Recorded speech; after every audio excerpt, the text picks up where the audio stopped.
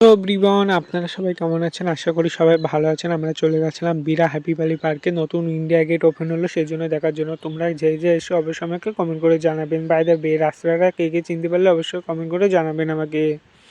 Happy valley পার্কে আমরা চলে আসলাম। মাত্র টিকিট মূল্য ছিল মাত্র 50 টাকা। তোমরা কে কে এসেছিলো অবশ্যই আমাকে কমেন্ট করে জানাতে একদম ভুলবে না। আর চারিপাশে কত সুন্দর সুন্দর ফুল গাছ লাগানো আছে, খুব সুন্দর লাগছিল। আর আমাকে কেমন লাগছিল অবশ্যই কমেন্ট করে জানাবেন। আর অনেকদিন পরে একটা ভিডিও আপলোড দিচ্ছি, ভালো লাগলে লাইক কমেন্ট শেয়ার ফলো করতে একদমই ভুলবে না।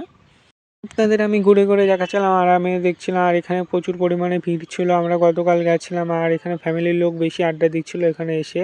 তারপর আপনাদের ভাবলাম একটু ঘুরে ঘুরে দেখাচ্ছিলাম আর আমি দেখছিলাম। যে ফটো তুলতে পছন্দ করো তারা এখানে চলে আসবে, প্রচুর পরিমাণে ফটো তোলার জায়গা আছে এখানে।